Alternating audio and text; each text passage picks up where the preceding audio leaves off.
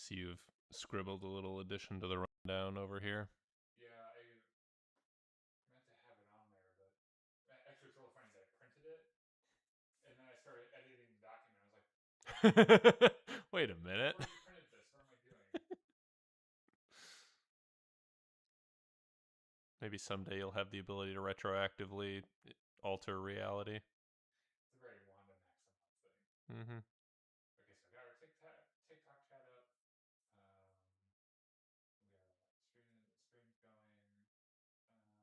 Oh, I will share our screen.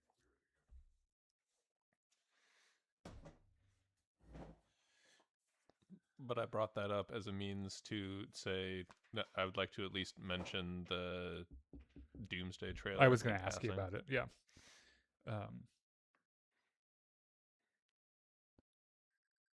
How many of them have you seen?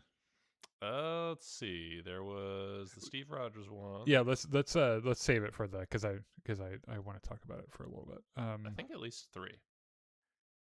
Facebook, because I think there are 4 in total. I don't think I've seen the Thor one yet.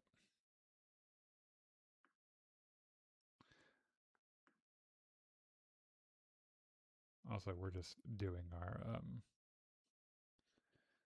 Stranger Things discussion will be off of the wiki entry. And we're not doing scene for scene. No, there's no time.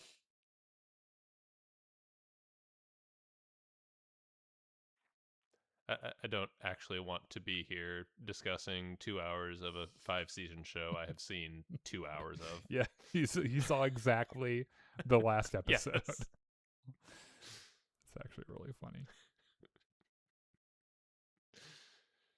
It's that meme. I don't know who I am. I don't know why I'm here. All I know is I must kill. Yeah.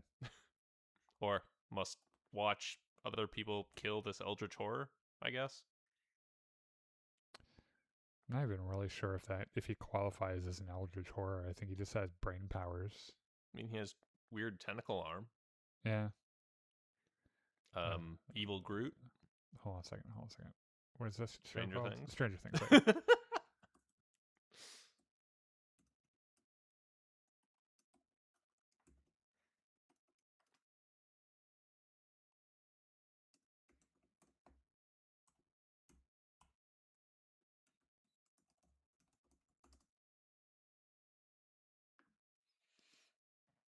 Excuse me.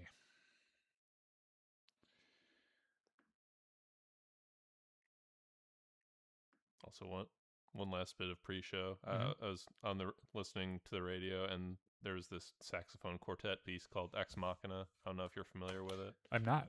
But it was really cool. Huh. I might have to listen to it. Well, are you ready? Yep.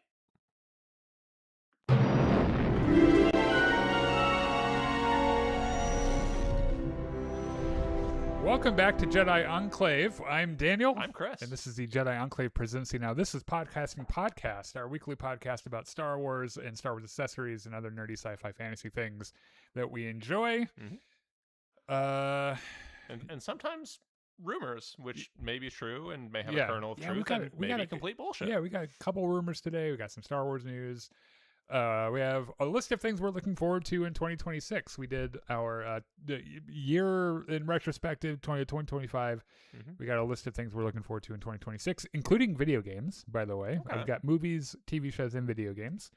And then you and I saw the Stranger Things series finale. Yeah.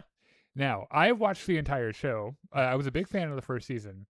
You have only seen the 2-hour season, the series finale. You've not seen literally.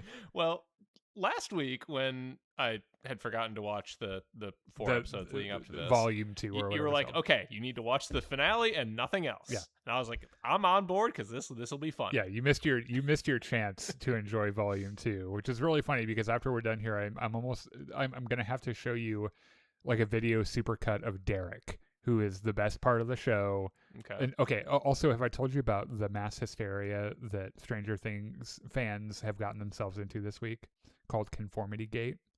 Really? Yes, they're a part of the Stranger fans community is convinced that they have evidence that tonight this is falsifiable. We'll know tonight whether or not it's true. Yeah. That there is a secret 7th episode airing on Netflix that will undo what happened in the finale, and then all of their dreams and fan things will come true. Are you saying that people were unhappy with the finale? It seems like they were a little bit. We'll talk about it when we get there. Yeah, we're talking about that as well. Of course, this is a live show, so if you're here and you want to chat and hang out and you want to comment on the things we're saying, please feel free. For example, Dylan says hello there, and then Boomhauer says pre-show ... ooh ... BEF. I mean, we do a pre-show in that we just kind of It's just while me you're setting sharing everything the up. stream everywhere, and yeah.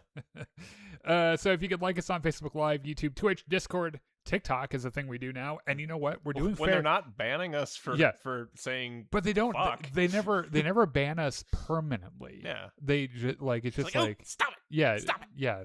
I don't know what it is, but go like us on all of these things, and then we're I said Discord already. Yes. Before we get started, Wonder Man trailer Mm-hmm. I think that came out a few days ago. You sent it to me. I didn't watch it until today. Well, it looks kind of goofy and fun. Yeah, I gotta tell you, I saw that first like little teaser that they did, and I was like, I don't know. This, yeah. And I think I was there with you. Yeah, and it was fine. It wasn't like anything where like I saw it and I was like, oh my god, I have to see this. Yeah. After watching the trailer today, my partner and I watched it, and I was like, that looks fun. I'm gonna watch that. What's really funny is that they have the Barber of Seville, playing over the trailer, and which is just great for any. I wonder, is it some quality inherent to the music itself, or is it the association with Bugs Bunny for you? You know why I like that piece so much, and if you guys don't know what I'm talking about, it's that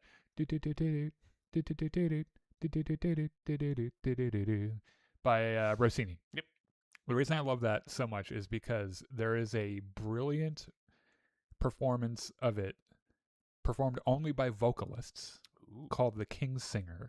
Oh yeah, those guys. And it is hilarious. It is so funny. So anyway, featuring Sir Ben Kingsley, who I love, has been in a bunch of other MCU. Well, not a bunch, but he was in Shang-Chi. He was the Mandarin in the Iron Man 3, I think. Yeah. He's in it, and then I'm now blanking on the main actor's name. Doesn't matter. Yeah. But the whole thing is very meta. Mm-hmm. Right. It's about a director who I think is a Werner Herzog analog, who is trying to. Honestly, they should have just gotten Werner Herzog to play that would have been really funny. Just Werner Herzog playing himself. Yeah. Right. But apparently, he's directing a superhero movie, and he wants to combat superhero movie fatigue. Yes. And he accidentally casts a superhero. Yeah, which they don't. I guess they don't want to cast a superhero, but it's his big secret that he has superpowers. And it honestly, it looks kind of hilarious. I'm pretty sure that anything with Ben Kingsley in it's gonna make you laugh anyway. So that one D-bag from Spider-Man, the Department of Damage Control? Whatever it is, he's in the teaser as well. So yeah, there's that. I'm looking forward to that. Another like short little thing, reports are, this is from Deadline, that Sebastian Stan, not Luke Skywalker, guys. I want to nip that in the bud right now for anyone freaking out about this. It has nothing to do with Star Wars. It does appear though that he is in talks or already casted to be in Matt Reeves' Batman 2. And the I guess the rumor mill spinning about him playing Harvey Dent. So I think that's pretty interesting. I like Sebastian Stan. I think he'll do a good job. Yeah. I really just want this movie to happen. I'm just really happy we have news on it. Yeah, it's been a really long time since the first one. Yeah, and the first one happened during COVID. Oh god. Or like after COVID. Yeah. Because it was like COVID really messed with the development of it and everything, and then the writer and director strikes, or writer and actor strikes, and everything. I'm just glad we're not going to see it for a couple of years, I don't think, but they're still casting people, obviously. So, but I'm just glad it's happening, because I tell you what, I really love that version of Batman. I like Robert Pattinson as Batman. Which is a crazy thing to say, but like I know. he's come a very Yeah, long way I know. since Twilight. Yeah, and you have to divorce yourself from Sparkly Vampire Man, and I'll tell you, Which, by all accounts, he fucking hated playing that role. he He was did. just there Yeah, for the paycheck. I was literally about to say every time I've watched some interviews, like there's great YouTube supercuts of just him didn't doing he didn't interviews enjoy it. and just he's very obviously Yeah, doesn't give a he- shit yeah, about any he of it. did not enjoy it. So Oh, speaking of movies, Avengers Doomsday. oh yeah, okay. had a So new trailer. go off, Queen. So this trailer starts with narration by the inimitable Sir Patrick Stewart. Mm-hmm. Has a chessboard and a floating chess piece, and of course a shot of his good real life friend Sir Ian McKellen. Yes. The two of them, of course, famously played Professor X and Magneto, respectively, in the old Fox. The Bryan Singer. Yeah, the Bryan Singer X-Men movies. I hate saying his name too, because yes, he's a terrible human being, but those movies kind of slap. The first one definitely. I like the first one a lot, and it's funny because like we were the demographic. Kids our age were the demographic for those movies. Yep. And I remember, I think I saw the first one in theaters, and Patrick Stewart's performance in that movie solidified Professor X.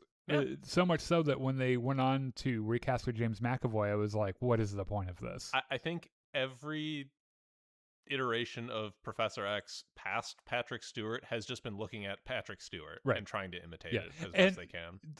The same goes for Ian McKellen as Magneto as well. Both of them world-class actors. Of course.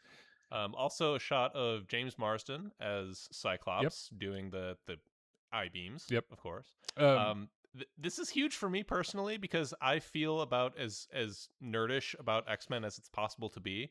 The way you feel about Batman, I feel about the X-Men. All right. So you enjoy it quite a bit. My ass is firmly in the seat for this movie. I don't care if the rest of it sucks. Just show me the X-Men. Patrick Stewart will be there. Yes. If you're a nerd and you've been living under a rock, with the release of Avatar, the one with fire or whatever, Fire and Ash. Yes. I think in an attempt to get people in to see it. By the way, not that movie's doing particularly poorly. It's made $1 billion already. That is what it is. How much did it cost to make? $400 million. Oh, okay. Yeah, so it's it's made its money back at least when you factor in like marketing and stuff. But they front loaded all of them with 4 different versions of little teasers from Avengers Doomsday. So like we mentioned, there's a Steve Rogers one with a little baby. He's got a little baby. There's a Thor one. Yeah, who's I haven't seen that one. Where he has the little child that he rescued from the girl. Yeah, the girl. Right. And he's like praying to his father, the god, to like let me just come home and see her again, which raises major death flags for me. I'm very concerned about him. Yeah. There's the X-Men one. Yeah. And then what was the other one? Oh, there's one. It's one with the Fantastic Four and something else. Okay. But the Fantastic Four is in it. And the thing. So I am very, very confused about this movie. Yes. Because I don't know how they have so many people in it, like so many main characters. Well, a year, maybe it was 2 ago, they had that YouTube reveal of the cast. All the chairs? Scrolled down all the chairs for like 2 minutes, and finally Robert Downey Jr. is there, like, surprise! You thought you seen the last of me. It's funny how the confusion about this whole project started with them unveiling Robert Downey Jr. as Dr. Doom. Yeah, it's like, where you're just like, can you do that? That is, is that legal? I will make it legal. So anyway, at the very least, this movie, this is not going to be the kind of movie where people don't watch it. Everyone's going to see this movie. It's going to make a ton of money. That is by design. Yeah. Whether or not it's bad or good, we won't know until we actually see it, but this movie will make tons of money. I get the distinct feeling Disney is trying to recapture the lightning in a bottle from Endgame. Yes. By just mashing all their toys together and hoping it's something that people like. Yeah. If they wanted to recreate some of this, so what a lot of people don't realize is that, like, or at least I don't know if people realize it or not, but there is a certain part of that formula that I think people underestimate, which is that Endgame is so amazing because Infinity War came before it, and the reason it was all set up so well, other than the fact that they did all these solo movies before, and it was they had like a decade of build up, was that the good guys lost at the end of Infinity War, and then the movie ends, right? And you just had to live with that for what, 9 months or something, or whenever. Yeah, and there's and the Captain Marvel was between those two films, but that was like way. It was in the 90s, right. Yeah. So, you know. I always forget the first time we ever saw Carol Danvers in the MCU was the post credits of Infinity War, where she's in the post credits. No, she's not. She's in the post credits of Captain Marvel, but we learn about Carol Danvers as a character in the MCU when Sam Jackson has the pager. Yeah, he pulls out the pager. Yeah, but we don't see Carol. He just drops the pager and it has her little insignia on it. And then, which everyone was like, you know, I'm not a huge like Marvel super comic fan, but I love Captain Marvel. Where I was like, I know that, I get that reference. You're Leo pointing at the screen. Yeah. And then we go out and see Captain Marvel, and like learning about the character in that film was a lot of fun. And then the post credit scene was like Bruce Banner and Natasha trying to figure out what the fuck the pager was. Oh yeah, that's right. And they're like scanning it and stuff, and they're like, "What the hell?" And then she just shows up. She's like right behind him. Where the fuck is Nick Fury? Like, what's going on? Like, half of my friends are dust. Yeah. What is this shit? I leave Earth for 10 years, and look what happened. All right, so let's talk a little bit about Star Wars. Okay. So it looks like Lucasfilm. I should point out this comes from a fairly dubious source. There are a couple of things on our rundown today that come from like inside scoopers, and one of them has an accuracy rating that's just like his accuracy rate is like just below chance. Okay, which means that he doesn't have actual sources, right? So either that or his sources really dislike him, right? And want to make him look like an idiot. So it turns out Lucasfilm, this one kind of makes sense a little bit, though. Lucasfilm is scaling back on the Mandoverse, and it looks like they're kind of waiting to see how Ahsoka Season 2... as well as Mando and Grogu. Right. To see kind of how they're going to go. I think that... I can believe this, especially in light of something else on our rundown a little bit later. Yeah. I think the thing that, so we know that they are shifting away from Star Wars streaming shows, and I think that's what this is, where they're like, okay, Ahsoka Season 2 will probably be like the last, or we're gonna take a step back, we're gonna reevaluate, and probably do more films, like more, especially now that we're recovering a little bit more from the effects of COVID on going to the movies in general, because after COVID, like, the movie theater industry, like the cinema industry, did not do well. And it hasn't really rebounded all the way yet either. Like, it's still not doing great. So they're trying to figure out how to create Star Wars products that will make the most money. So that's probably what this is. And it probably doesn't have anything to do with whether or not people are displeased with Mando, because like, by the by, my partner and I just finished watching all of Mandalorian seasons 1 through 3 and Book of Boba Fett, and I'm not a huge fan of season 3. It's fine, but like the first 2 seasons are fire. Like, they're so good, and you know what, Book of Boba Fett's good too if you just take out the Mandalorian stuff in the middle. You could remove Mandalorian and Grogu entirely from the story and it doesn't change anything, right? It's still Boba Fett on a Rancor. And why? Because fuck you, that's why, right? The show probably ends up having more narrative cohesion if you do get rid of those parts. Yeah, right. And you don't spend 2 episodes, and don't get me wrong, I love to see Luke Skywalker show up wherever. Even if it's weird AI. Yeah. Luke Skywalker. Well, he looks a lot better in Book of Boba Fett than he does at the end of season 2. Like, that face capture for Book of Boba Fett is crazy. It is really, really good, like, compared to Mando season 2. So anyway, that's probably what they're gonna do. Bryce Dallas Howard was talking to people a little bit. She's directing some of Ahsoka season 2. And she said all the nice things you do when you're doing Hollywood press because you want to get hired for more stuff. Yes. However, she said this, which she didn't have to say, said that directing in the series was the most fun I've had in my adult life. Okay. I get saying cordial things because you want to, you want to be employable later. Yeah. But when you say stuff like that, I think she probably did have a ton of fun on it. And she did also. She worked on Mandalorian as well. Mm-hmm. And I in season 2, I really liked the episode that she did. She did a little homage to Apollo 13 in it. It was just kind of fun. Which episode did she do? She did the one where he meets Sasha Banks and Bo-Katan for the first time on the water world. Yeah. And then the monster tries to eat Grogu. Mm-hmm. So, that's coming up. Now, the reason we're bringing that up is because there has been a little bit of confusion about Ahsoka Season 2. And the reason is because I can't remember if it was a quarterly earnings call or some kind of like sizzle reel, like 2026 sizzle reel. I think it was an earnings call where they suggested that Ahsoka was not going to come out this year. Yeah, they didn't suggest that it wasn't going to come out so much as they just didn't mention it. Yes. Which a lot of people are like, but it's supposed to be coming out in 2026. Now, it appears that 2026 is looking more likely. And the reason is because the coming soon in 2026 carousel on Disney Plus includes Ahsoka Season 2. Mm-hmm.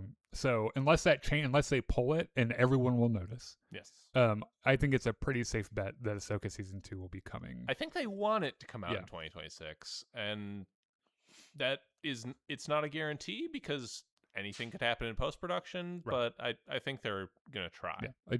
It would be great because we're rewatching Ahsoka right now. In fact, today we just finished the episode before you got here of the excellent duel between Baylan and Ahsoka on Cetos. Mm-hmm. And obviously Ray Stevens is, he's not playing the role anymore, which is really sad. But like it was so cool to see lightsaber dueling in Star Wars again because they seem to have a little bit of an aversion to it there for a while where they're like, we're going to do Star Wars, but it's everything but the Jedi. Unless it's like one of the main films, It really is like pretty metal. That man, he does a move where he does a jump spin, but he's so big that when he lands it like knocks Ahsoka over. She's like, oh fuck. It's so good. He has the build of a refrigerator. Yeah, he really is. So, okay, let's talk about the big thing everyone's talking about right now. And this is one of those things.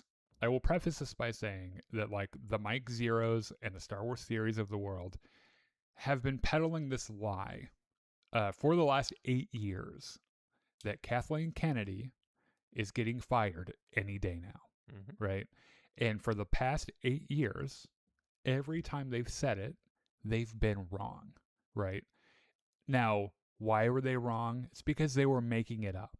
It's not like they had a source that was telling them, like a trusted Disney source. Mm-hmm. It was like, Kathleen Kennedy's getting the boot. Just any day now, her head's going to be on a pike outside of Disney World.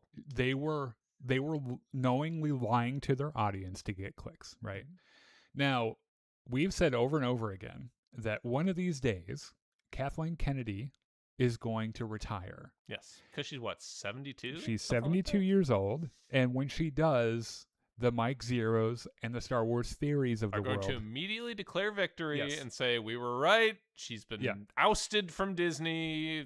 Fucking let's celebrate now that Star Wars is back in the hands of men. Yeah. Now, here's the thing.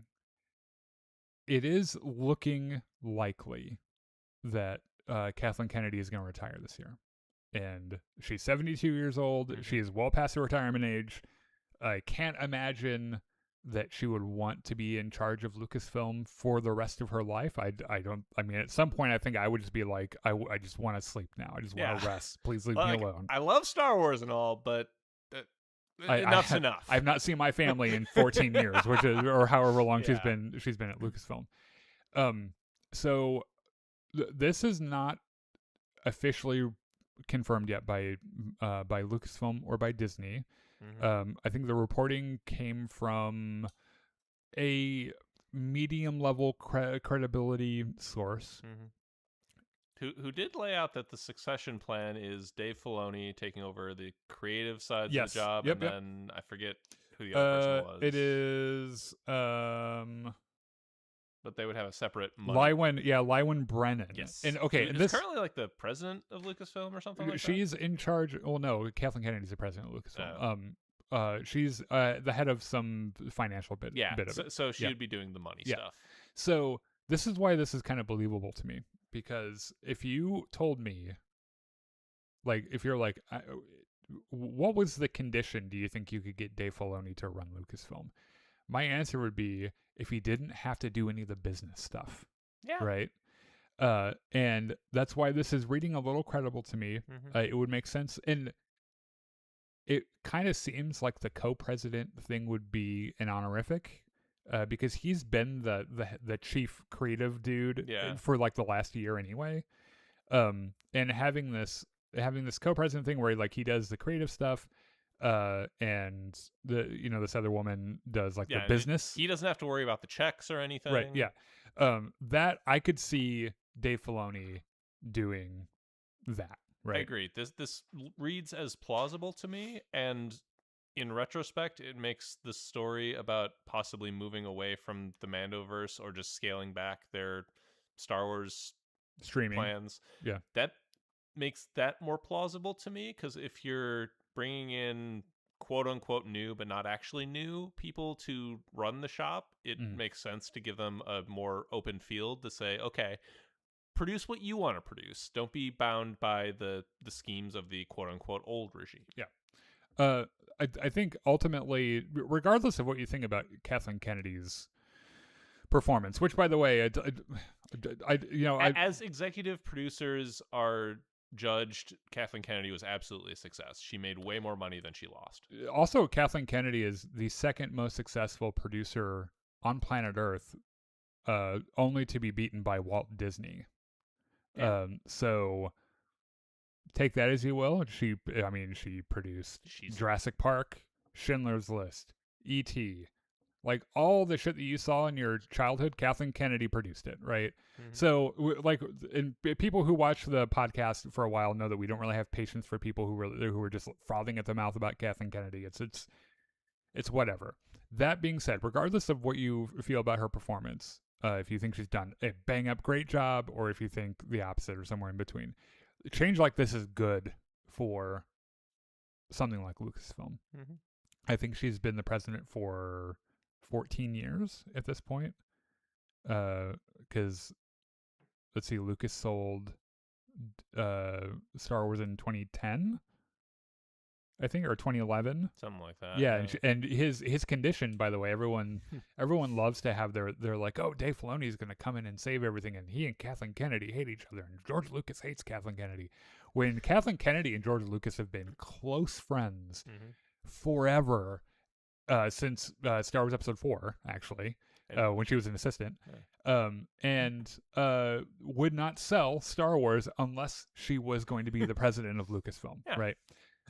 So regardless of what you think about that, having new blood after 14 years is good, I think, for the franchise, and I think people more or less kind of trust Dave Filoni, and the stuff that he's created has been really good. And it looks like, if this is to be believed, the person they have running the business side of it is very competent and is a good business person, experienced in the organization. Yeah. So like that's good news for everyone, for everyone who loves Star Wars. So it's also good news for Kathleen Kennedy, who can finally retire and go home and spend more time with her girlfriend, Brie Larson. Yeah, right. Yeah, they are allegedly lovers, as we all know. Yeah, according to Mike Zero.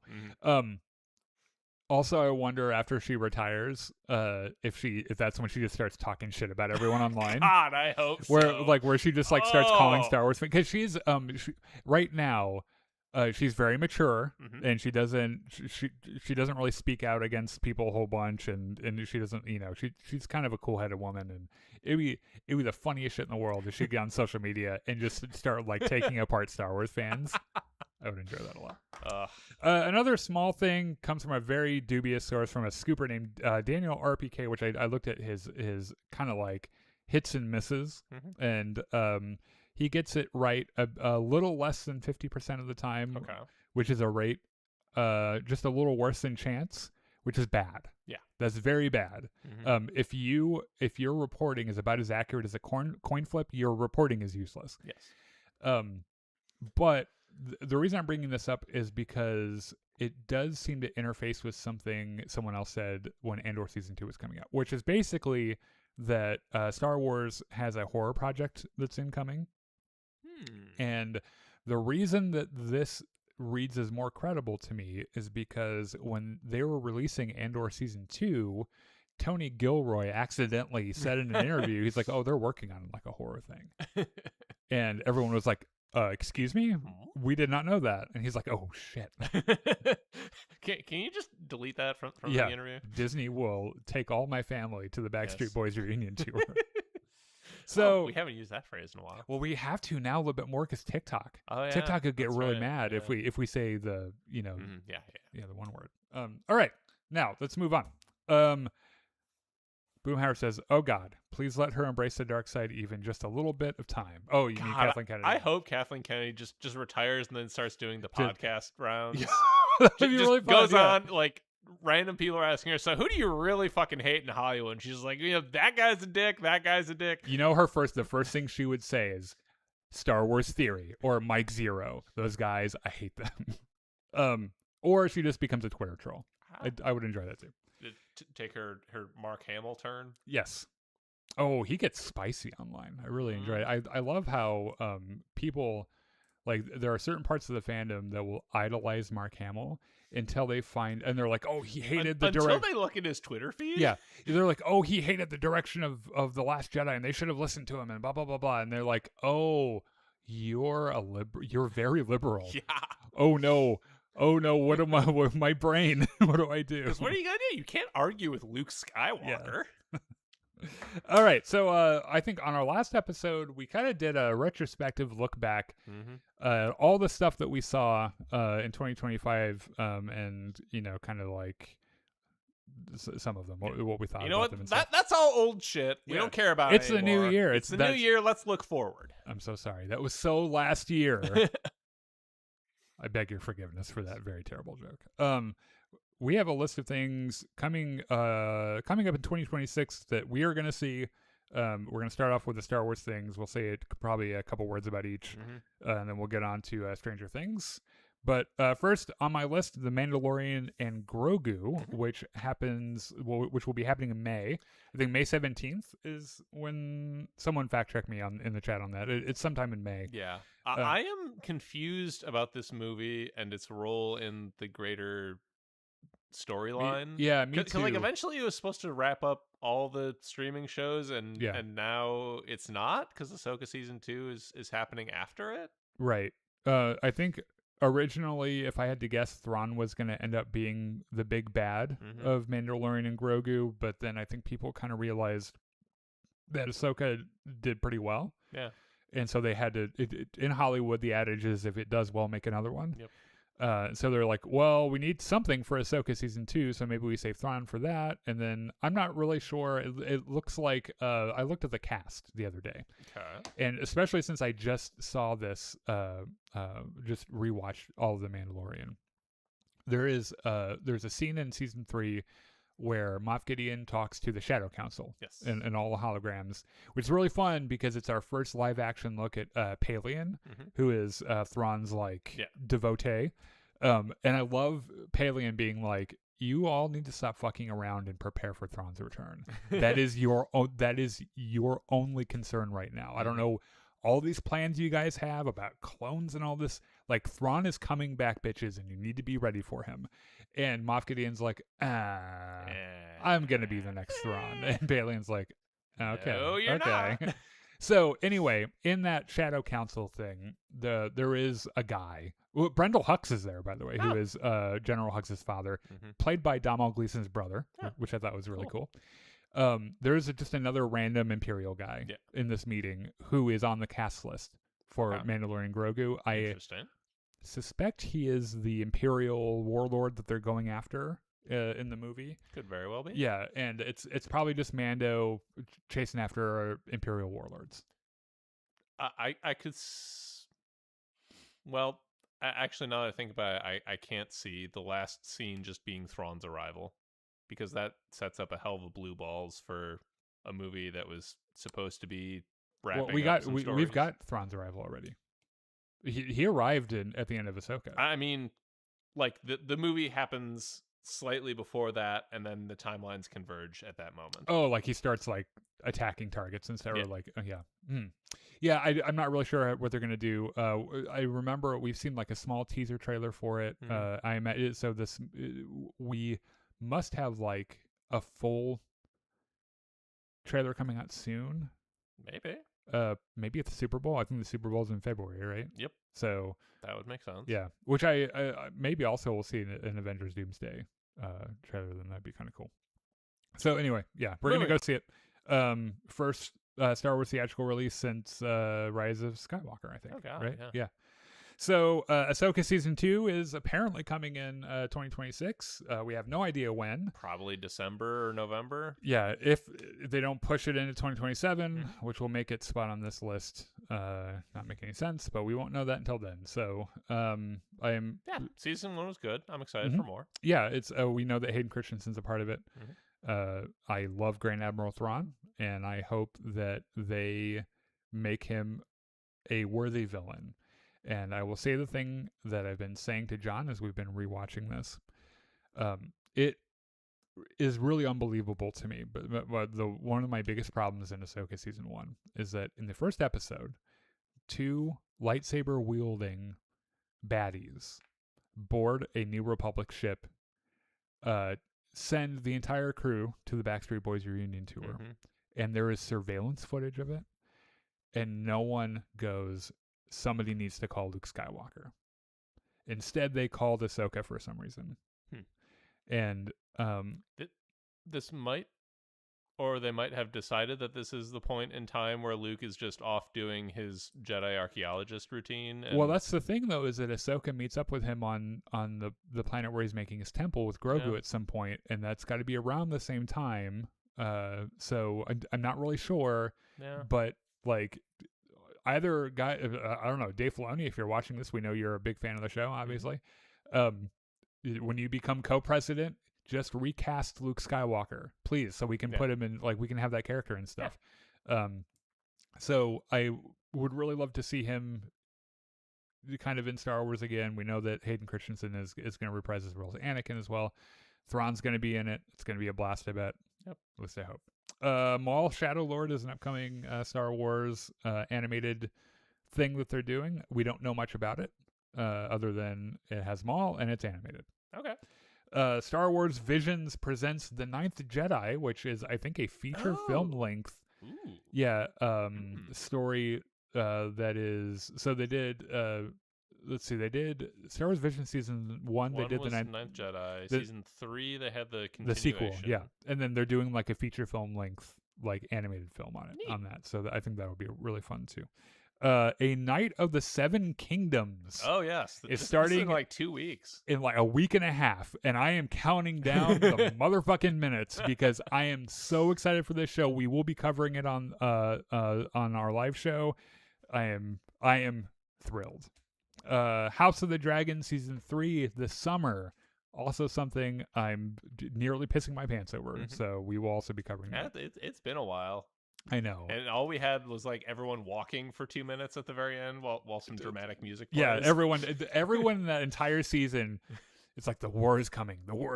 And finally you get to where the war, and they're like, and we'll see you next season. We're going to the war now. We'll see you in 2 years. I feel like we did a rewatch of this fairly recently, like in the last several months. And I always forget, God, this universe just, I don't know, it just speaks to me on a certain level, and I love it so much, and I'm excited for a third season. Project Hail Mary will be in theaters in March. Okay. I think. You and I will be going to see that. It's based on my favorite sci-fi fantasy or sci-fi book ever, called Project Hail Mary by Andy Weir, the same author that did The Martian. And we'll be, we'll be talking about that when it comes out. Spider-Man Brand New Day, which will be the next and probably last Tom Holland Spider-Man movie, which has Sadie Sink in it, who is the redheaded girl from Stranger Things. Oh, okay, cool. Avengers Doomsday is happening in December. Yes. And we've already talked about that quite a lot. Looks like it's going to be like it's bad, good. I don't know. Yeah. The thing we'll be able to say for sure about it is it's going to be insane. It's a movie that will exist. Yeah. Daredevil season 2 will be happening, and after March. Yep. I can't remember. But March sounds correct. Yeah, because that Invincible season 4 and The Boys season 5 are all happening at like the end of March into April. I don't think Invincible's on my list, but it is now. Yeah, no, that's definitely something that's going to be a lot of fun. Your Friendly Neighborhood Spider-Man season 2, yes, which is great because I really enjoyed the first season. I thought that was a lot of fun. Chris Nolan's movie The Odyssey is something we will likely see. Hopefully, it's a little more comprehensible than Tenet. I think anything is more comprehensible than Tenet. Supergirl. Oh, yeah. James Gunn's Supergirl will be happening this year, and there are a lot of fun characters in James Gunn's Superman. Yes, I think for like the 5 seconds we see Supergirl, she is definitely one of the most likable. Oh yeah, played by Millie Alcock, who is plays the younger Princess Rhaenyra in House of the Dragon. Oh, yeah. Okay, yeah. Disclosure Day is a new Steven Spielberg movie coming up this year that looks like it could be a lot of fun. Oh yeah. I think it's the first Steven Spielberg feature in over a decade, or maybe even more. Dune Messiah will be out this year, apparently. So I'm gonna have to go watch Dune Part 2 because I remember Paul Atreides riding a sandworm in the battle, and I was like, that's pretty cool. Also, he has a knife fight with the one guy without hair. Well, I mean, all those guys don't have hair. That's kind of that's true. Thing. That's their thing. Oh, Stellan Skarsgård's in that. Yeah. He's the flat floaty guy. Yeah, and he probably also hated that role because he had to have all those prosthetics and shit. Yeah, like that would be hours suiting up every morning and then getting unsuited at night. Yeah, I'm gonna go watch that movie again because I actually, now that I remember, because that was like 2 years ago. That has Javier Bardem in it. The guy that kept he like is the one that's convinced Paul Atreides is the chosen one. Yeah, right. I'm gonna go see that movie again because I remember liking it. Clayface from DC Studios is happening. I'm not sure how this. I'm not sure what part of DC this folds into, if it's James Gunn or if it's. Well, Clayface is originally a Batman villain. Yes, and I'm not sure if it's a James Gunn Batman Brave and the Bold thing, or if it's going to be Matt Reeves Robert Batman darker, Batman. edgier. Yeah. Vision Quest apparently is happening, starring Paul Bettany. We haven't heard much about this. I think it's slated for 2026. Hopefully it happens. I think this is also where Billy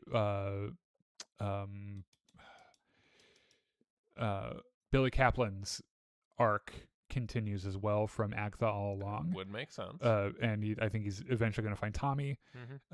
So that would be pretty cool. The Pit season 2 starts tomorrow. You and I have been watching a couple of episodes from that.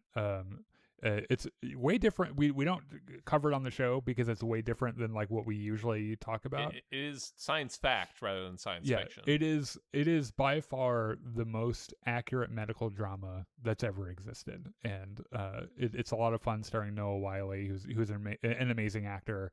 In fact, you just saw the episode from season 1 where he has this mental breakdown and just chews the shit out of it. He's so good, and a great cast otherwise too. Yeah. Wonder Man, we talked about the trailer. And remind me, when is that coming out? I want to say summer. Okay. I mean, it's a Marvel movie. They all come out. I'm sold now that I've seen this trailer. I'm kind of looking forward to it. That's right. It's a show. Yeah. Anyway. Is it, or is it a film?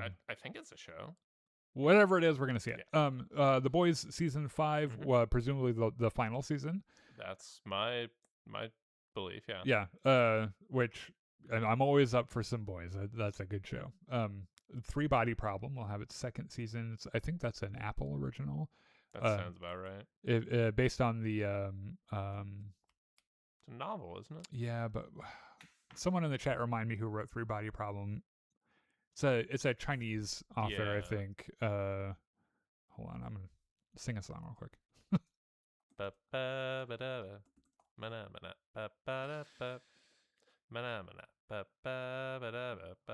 Lu Chi-Chin? Chi-Chin? Si-Chin? I don't know. Anyway. That person. Yes. If you've not seen the first season of Three Body Problem, it's pretty good. Like I liked it. Silo season 3 is supposed to be happening this year. Okay. And I'm gonna look into this and get a date because you and I made a mistake not covering this show when it was happening in season 2 because it was really, really popular. Okay. It's another Apple thing. It's actually like it's got some DNA from like Severance, and is a lot of fun. So in Dune, Paul Atreides' mother, yes, plays the main character in the show, and she's really, really good. Cool. The Bear season 5 is happening. Oh, yes. Lanterns. Which is another show in the DC continuity. Oh, okay. Yeah, or a movie, I can't remember. And then Spider Noir, starring Nicolas Cage, is going to be happening, which I'm also looking forward to. I'm intrigued. Video games on our list: Star Wars Galactic Racer. Yes. Which who knows how long I'll play it, but because I'll say it, episode 1 Pod Racer goes pretty hard. Yeah. In fact, I think I've streamed it on our channel before, and it is actually a lot of fun. 007 First Light, despite being delayed, is happening still this year, I think. The origin story of the very first James Bond. Yes.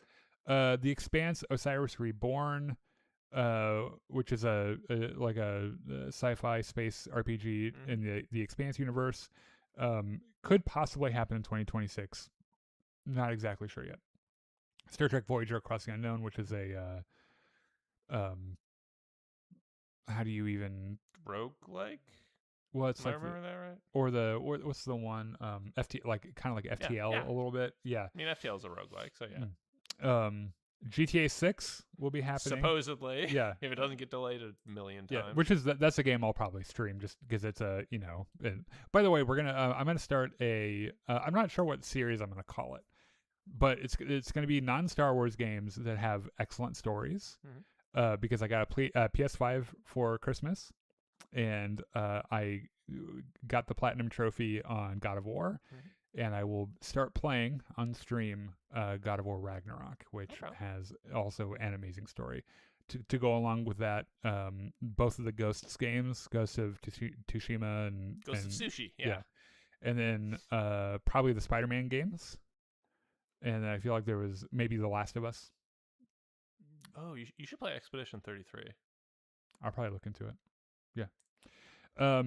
Lego Batman Legacy of the Dark Knight, which is more or less like Star Wars Skywalker Saga, just Batman. Just Batman. So it's right up your alley. Yeah. Marvel's Wolverine, made by the same company that did Spider-Man. That's a PS5 exclusive. Okay, yeah, cool. And then Directive 8020, which is made by the same people who did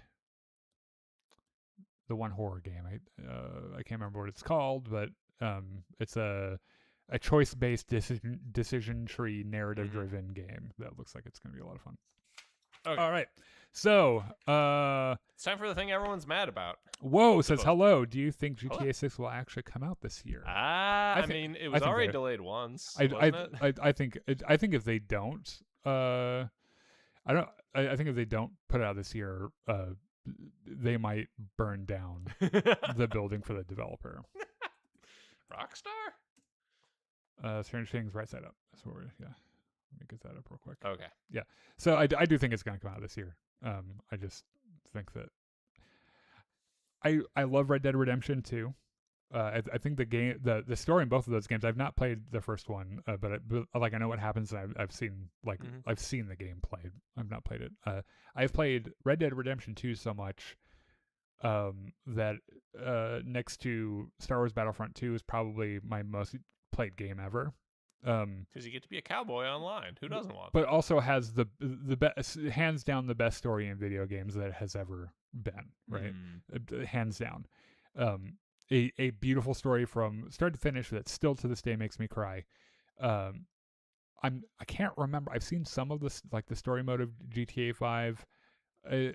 I wasn't like as engaged in it. Yeah, it's not going to hit you that hard. Yeah. But I'm still going to play it anyway because presumably this one will have a story mode. Hopefully it's good. And I don't know how much interest I'll have in the online mode, but it's by all accounts, it's going to look amazing. So like the engine that they're using for it is like really good and everything. So, all right, this last week, which by the way, right around now, we should be knowing whether or not the whole conformity gate thing is real or not. So if you're sitting at home and another episode of Stranger Things plopped up on Netflix, let us know in the chat. But we already know that it isn't, so don't waste your time. Very bold of them to pin their hopes to a falsifiable claim like that. Yeah, right. Yeah. They had there was like a date it was going to come out. Yeah, it's like those people who are like, oh, the rapture believers. The rapture. Yeah, it's coming. And you know what always happens is the day comes and goes. And like, actually, I'm sorry, we misread the signs. It's going to be in 3 months. Oh, I did. The math was wrong. Yeah, I misplaced a decimal point. I didn't carry the 2. It's next week, guys. Yeah. Please keep sending me money. So this is a funny thing about this. I've been a Stranger Things fan from the beginning. After season 1 kind of fell off a little bit. I've seen all the other seasons. I just have. I don't think any of them came close as like how amazing the first season was. As often happens in TV and shows. You have seen only the series finale. Yes. You've not seen any of season 5, volume 1 or 2, or any of the seasons before. You've only seen the 2-hour season. Throughout series like finale. the last 45 minutes, I kept saying to myself, "Wow, this probably hits a lot harder if you have seen anything other than this episode." Like, I know the music is swelling and there's a hero pose, but I don't know who the fuck that is. Yeah. Which, by the way, as we go through this, as we're talking about it, if you have any questions, like, by the way, who was that? Ask me and I'll try to answer. Did you also notice that Linda Hamilton is in this show? The original femme fatale from Terminator. Oh yeah, she's the older. She's the one with the axe. No, that's Joyce Byers. That's Will's mom. No, the military woman. Oh yeah. Yeah, she's an amazing actor. I was like, damn, I didn't think the U.S. Army had female generals in the 80s. Yeah, she's a badass. Played by the amazing Linda Hamilton, who, if I'm being honest, was completely wasted in this show. She is a fantastic actor. Yeah. And they're like, you're just gonna be kind of mad about everything.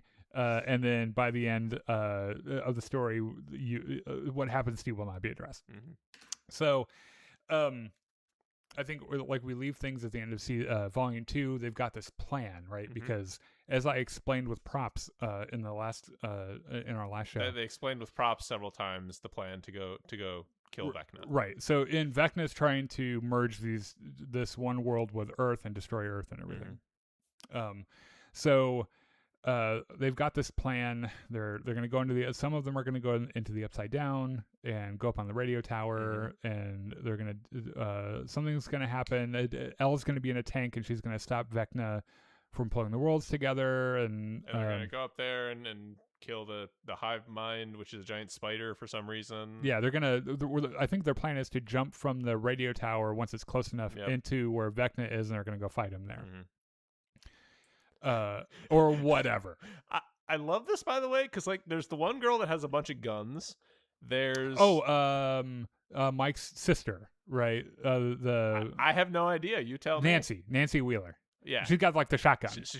She's got an assault rifle. Oh no, you're right. Yeah, that's Nancy. Yep. So she's got the assault rifle. Yeah. There's one dude that has like this homemade flamethrower.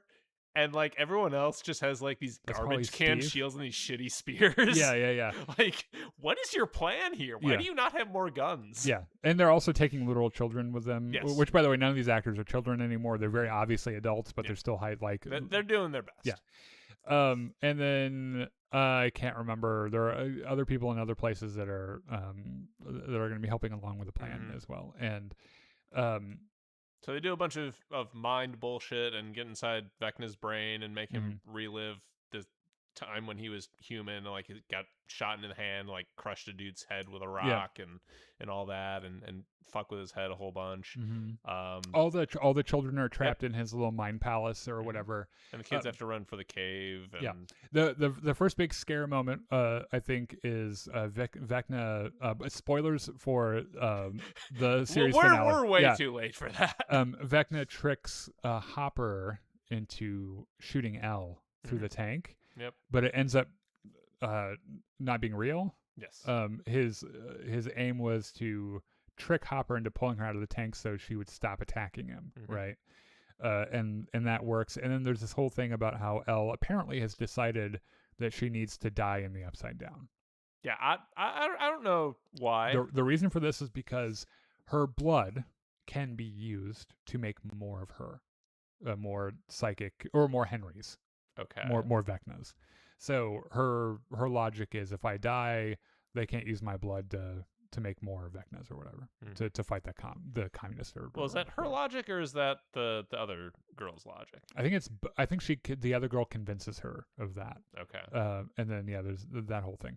So their plan is like immediately thwarted when they realize that like the rift into the other dimension doesn't line up. Yeah. And it's like, you could have gone and looked. Like, you could have gone up to the top of that and looked up and like, you know what? That motherfucker's like 20 feet this way. Yeah. Like, that's not going to work. It's also really funny. They do a little fake out and try to make us believe that Steve's going to die. When they get up there, he goes to fall off and they catch him. And I love how Jonathan, these two have had a rivalry the entire, because they're after the same girl. And Jonathan's the one that saves him. But no one else. It's not because I like you or right. anything. Yeah. But also, no one else helps. Yeah. Like, everyone just kind of stands and watches him, like Bruce Wayne on the mountaintop with Ra's al Ghul, like pulling him up with one arm and stuff. So they basically, I guess we don't have a ton of time to talk about this. Basically, also, why is the military trying to stop them rather than help them? The military wants to capture Elle. Okay. Do they realize that if they interfere too much, the world ends? I don't think. Well, I was about to say, I don't think they know Vecna exists, but Vecna did go into the military. Vecna fucked him up. Yeah. In that fraction of an episode you showed me. I'm not sure you're meant to look into that deeply. There might be a reason for this. They're just there to be a third faction. Yeah, if you're like really in like, if you're a Stranger Things super fan and you know about this, tell us what the answer is, because I'm not really sure what that is. Anyway, they go walking through the desert. Will starts wigging out because he can feel Vecna's rage or something. That they get close to the hive mind, which turns into a spider, and then they say, "Oh, we need to lure it into that crevice so we can all attack it from above and wear down its hit points." And one of the dudes is like, "What the fuck's a hit point?" Yeah. And they do, and they beat the hell out of the spider, and then they all. I really do love their commitment to the D&D thing. Yeah. Right, where like the kids playing D&D are like, that's how they express how they understand the situation. Yeah. So they're like, yeah, we gotta get his hit points down, and which, by the way, spoilers, the Mind Flayer has been behind it all along, and the Mind Flayer and Vecna are this symbiotic. They're dating or something. I don't know what the fuck. Anyway, everyone attacks Vecna, and he winds up impaled on a spike. Yeah, Joyce Byers gets the kill shot with this. First, they free all the kids from the weird mouth tentacles, and then Vecna starts twitching, and Joyce Byers is like, "I'm gonna chop your fucking head off." She's like, "So Nancy brought an assault rifle. This guy has a shield with nails in it. I brought an axe." And what do you use to kill a tree? Yeah. An axe. Yes. Yeah. Sorry, send a tree to the Backstreet Boys. Backstreet Boys reunion too, right? I do like her line here though. You mess with the wrong or you fucked with the wrong family or whatever. Just takes his head clean off.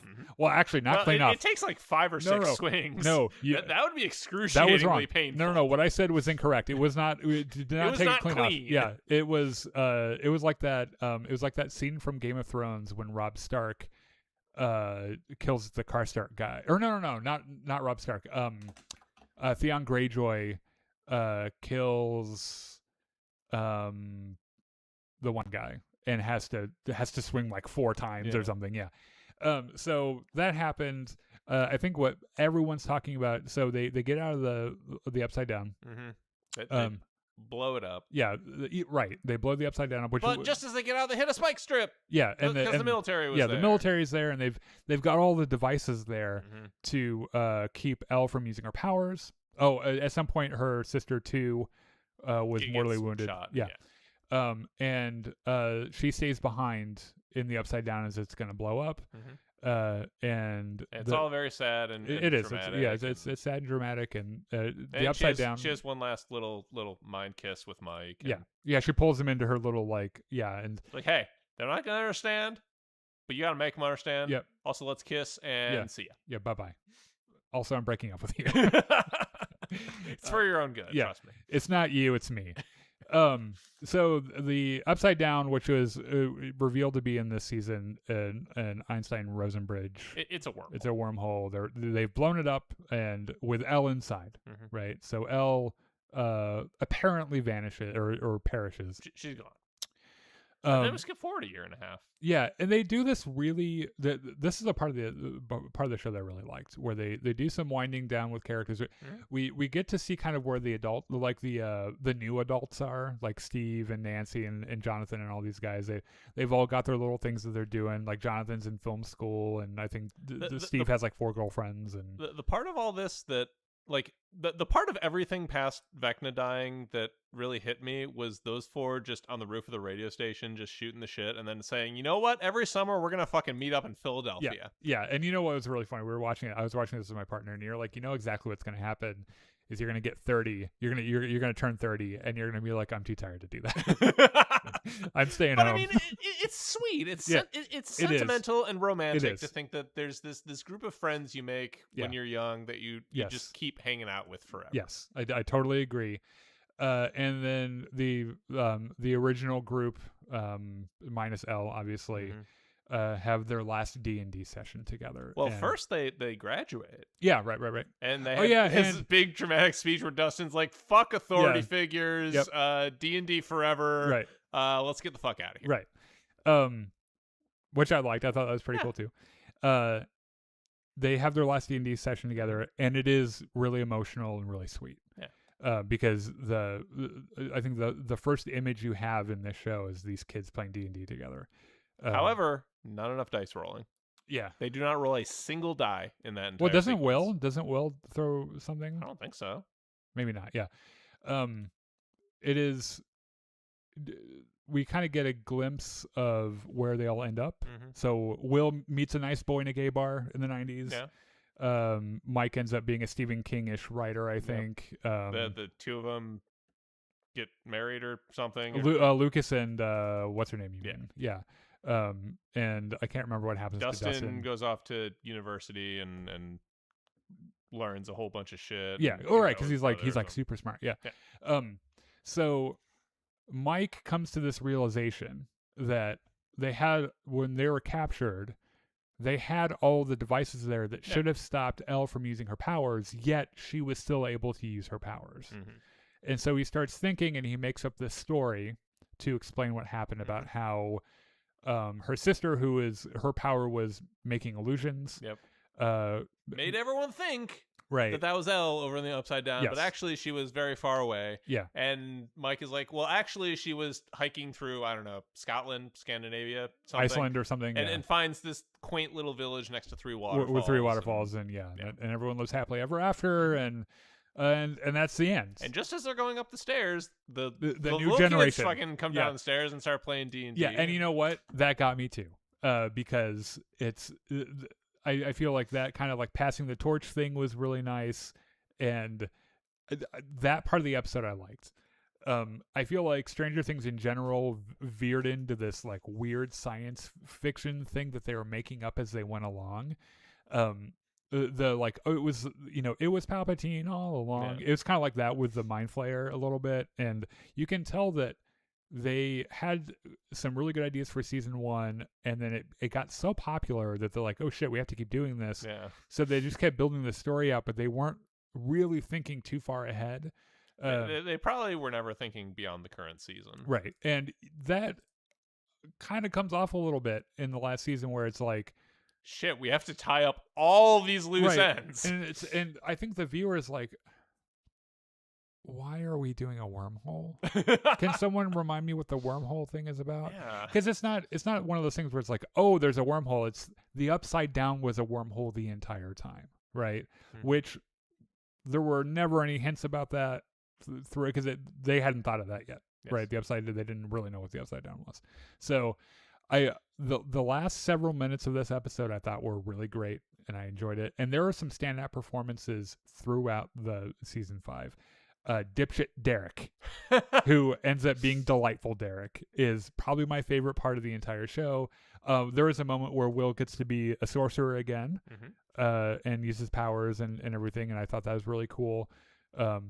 And I like how it ended. I just wish they had been a little bit cleaner with the story in general. You know, that is the nature of Hollywood sometimes, though, when you have a season of something that's like really, really good, and then the studio's like, well, you need to make more of this. Here's $1 billion, make more. Yeah, you need to make more of this. And if you're not, but we only wanted 10 million. You have $1 billion. Yeah, fucking make it happen. Yeah, you are running this into the ground until it stops making us money. And if you're not adapting a source material like House of the Dragon or Game of Thrones or something, a lot of the time you kind of have to make it up as you go along because you don't know if there's going to be a next season, right? I mean, look at The Acolyte, which has kind of a wet fart of an ending because they expected another season and didn't get it. Yeah. So, yeah, it's just one of those things, you know. It's one of those Stranger Things. Ha ha! And on that note, all right. I thought Conspiracy Gate was real. I'm so sorry. You were huffing that copium like crazy. Yep. Didn't one of the writers go through a divorce? Probably. I don't know. Wouldn't surprise me. The military has data from the Hawkins lab. Okay. Do you mean? Well, Great. That's probably to make more Vecnas. Probably. Let me clarify my question. Why is the military fighting against the people who are trying to avoid the world being destroyed? I'm not sure that the military knows that is that's what's going to happen, because I don't think they ever tell them, or they just don't believe them. Maybe. How can they not believe? Like, Vecna fucking shows up and slaughters them. Yeah, I think that they just maybe they think he's just a monster from the Upside Down, and he went away, so it's not a problem anymore. I'm not really sure, but their priority was to capture L. Like, that's the thing they really cared about.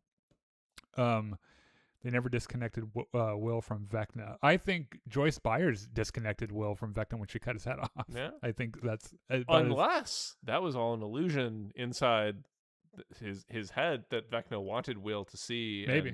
Yeah, who knows? I don't believe that at all, by the way. Linda Hamilton in the spinoff. Is there going to be a spinoff? I know they're doing an animated series that's happening like between seasons 2 and 3 next year. So, you know, I don't know. I think these poor kids who have been in this show for the last 100 years. Yeah. Millie Bobby Brown has a child. She's a mother, right? Oh, shit. Like these kids grew up, and I think that they just like. I remember the actor that plays Dustin. A few weeks ago, I saw a thing in an interview where he's like, "I'm worried I'm going to be a kid to everyone for the rest of my life because of this project." Yeah. And so I'm excited for them to go on and do new projects now. We know Sadie Sink is going to be in the new Spider-Man movie. Finn Wolfhard has always gotten gigs. We'll definitely see him. I would really love to see him as a young Ben Solo, by the way. I think he'd be great at it. And I know that there have been rumors about the actor that plays Lucas doing Miles Morales, who that could be really good. Yeah, I'm on board with that. I know Will, the actor that plays Will, Noah Schnapp, got embroiled in a little bit of a controversy several months ago, where he said some pretty tone deaf things about Israel and Palestine, and it was absolutely a case of young person says stupid thing and that they didn't understand. Yeah. And that part I kind of am like, that's too bad. Like, kids that age say dumb shit and they don't understand what the situation is, or they haven't researched it all the way. So I imagine he'll probably be in something as well. I mean, so anyway, yeah, that shit's over. Mm-hmm. Next week we will be back with another episode. In fact, I think next week we are even doing a Star Wars story time.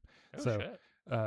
Until Night of the Seven Kingdoms comes up. So we got 1 week. Yeah. So join us then. It'll be 7:30 Central Time. Yeah, Central Time. Thank you so much for joining us in the comments and everything. We love you guys. Make sure you follow us on Facebook Live, Twitch, YouTube, TikTok, Discord. All the links are in the description, and